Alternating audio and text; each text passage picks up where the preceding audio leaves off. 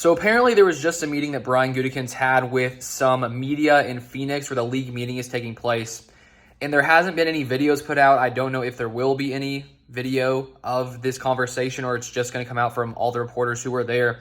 But this is the first I've heard from Tom Pelissero. And so I want to read this short little summary, just 3 bullet points from Tom Pelissero on what Brian Gutekunst had to say.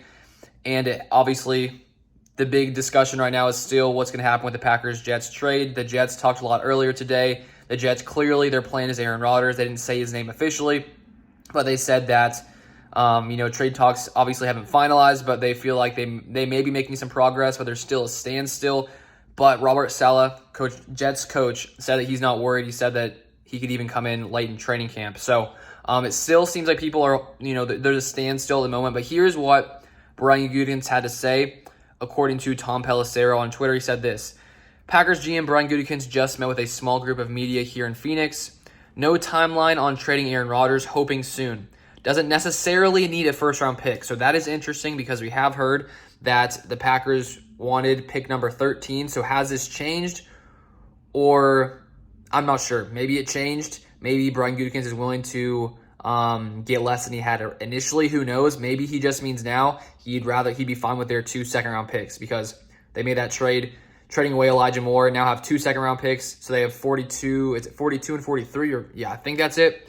But I would think if Brian Gutekunst wasn't okay with getting their first-round pick, I think the Packers still should at least definitely try to get those 2 second-round picks. I think that with the position that the Jets have put them in, showing so clearly that they basically need Aaron Rodgers now. Like, if they don't get him, the fan base will go crazy. They have so many pieces in place, and I think they need Aaron Rodgers. So I think that if Brian Gutekunst doesn't want to trade for a first-round pick, if the Jets actually won't do it, at least those 2 seconds, I think. Finally, he says this: any chance Rodgers plays for Green Bay again? Not trending that way, but all options are on the table. So Brian Gutekunst leaving the option on the table of Aaron Rodgers playing for the Packers in 2023, which is pretty interesting. Because I guess if a trade didn't go down, Rodgers would still technically be on this roster. Would Aaron Rodgers play? Would he just stay here and say, okay, fine, I'll play one more year?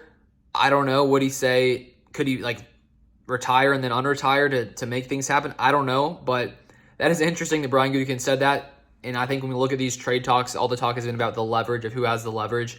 And I do think because the Packers have Aaron Rodgers and the Jets need Aaron Rodgers and they're basically banking on getting Aaron Rodgers, it will be sort of funny if the Packers just didn't make a trade for a very long time to sort of frustrate the Jets.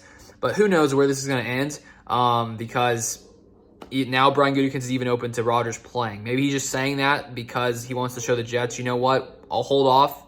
We'll play him again. Why not?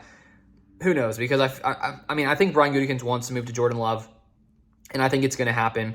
I just think that right now we're just getting these comments from both sides, and I do think eventually a deal will get done. But who's gonna give in a little bit to make this trade get done?